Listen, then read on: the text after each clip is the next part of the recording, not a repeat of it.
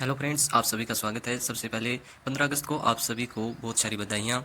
और ये भारत को यूं ही नहीं मिल गई थी आज़ादी। जानिए संघर्ष से की सबसे बड़ी गाथाएं। भारत में अंग्रेजों की हुकूमत साल 1858 में शुरू हुई और 1947 तक चली। इससे पहले 1757 से लेकर 1857 तक भारत पर ब्रिटेन की ईस्ट इंडिया कंपनी का कंट्रोल था। देश के वीर स्वतंत्रता सेनानियों के साहस और बलिदान के आगे आखिरकार अंग्रेजों ने घुटने टेक दिए और करीब 200 साल तक अंग्रेजों की गुलामी करने के बाद भारत को 15 अगस्त 1947 के दिन आज़ादी मिली थी। 15 अगस्त 1947 को हम अंग्रेजी हुकूमत से आज़ाद हुए थे और इस महीने की 15 तारीख यानी 15 अगस्त को हमारे देश की आज़ादी के 73 वर्ष पूरे हो जाएंगे। 125 करोड़ की मौजूदा जनसंख्या वाले हिंदुस्तान को यूं ही अंग्रेजों से आज़ादी नहीं मिली थी। देश की आज़ादी के लिए लाखों हिंदुस्तानियों ने देश की मिट्टी को अपने खून से सींचा था। इस देश को आज़ाद कराने वाले सच्चे देशभक्तों के संघर्ष, हौसले और जुनून की जितनी तारीफ की जाए वो हमेशा कम ही रहेगी। आज हम यहाँ आपको देश की आज़ादी के उन संघर्षों के बारे में बताएंगे जिन्हें जानने के बाद आपके रोंगटे खड़े हो जाएंगे।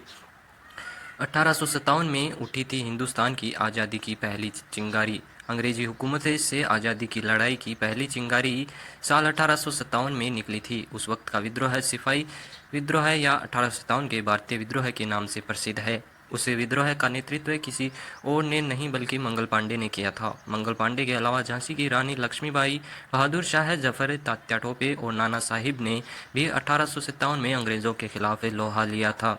बाल गंगाधर तिलक और जे.आर.डी. टाटा ने शुरू किया था स्वदेशी आंदोलन। साल 1900 के आसपास देश में स्वदेशी आंदोलन की शुरुआत हुई।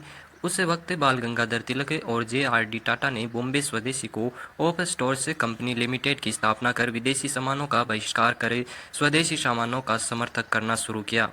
महात्मा गांधी ने इस आंदोलन को स्वराज्य की आत्मा बताया। साल 1921 में डिजाइन किया गया था भारत का मौजूदा राष्ट्रीय ध्वज। 7 अगस्त 1906 को कोलकाता के पारसी बागान स्क्वायर पर भारत का झंडा फहराया गया था। उस झंडे में लाल, पीला और हरे रंग की 3 पट्टियां थी। साल 1921 में पिंगली वेंकैया ने हमारी मौजूदा राष्ट्रीय ध्वज का पहला वेरिएंट डिजाइन किया। ऊपर भगवा, बीच में सफ़ेद जिसमें 24 तिलियों वाला अशोक चक्र मौजूद है और नीचे हरे रंग की पट्टी वाले झंडे को 22 जुलाई 1947 को राष्ट्रीय ध्वज के रूप में स्वीकार किया गया।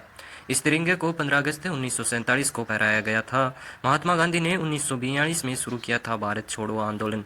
दूसरे विश्व युद्ध के दौरान 8 अगस्त 1942 को महात्मा गांधी द्वारा अखिल भारतीय कांग्रेस कमेटी के बॉम्बे सत्र में भारत छोड़ो आंदोलन की शुरुआत हुई। इस आंदोलन को अगस्त क्रांति के नाम से भी जाना जाता है। इस आंदोलन के माध्यम से भारत में ब्रिटिश शासन को खत्म करने की मांग की गई थी।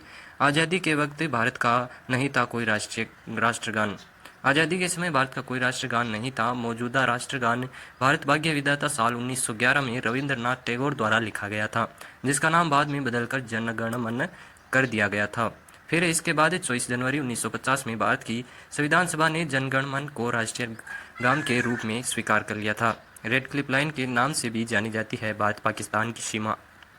भारत और पाकिस्तान के बीच बनी सीमा रेखा को रेड क्लिफ लाइन के रूप में भी जाना जाता है, जिसे British barrister sir Cyril Radcliffe ने 3 अगस्त 1947 को सीमांकित किया था। इसकी जानकारी आधिकारिक तौर पर भारत की आज़ादी के 2 दिन बाद यानी 17 अगस्त 1947 को प्रकाशित की गई थी। सिंधु नदी के नाम पर रखा गया था हमारे देश का नाम।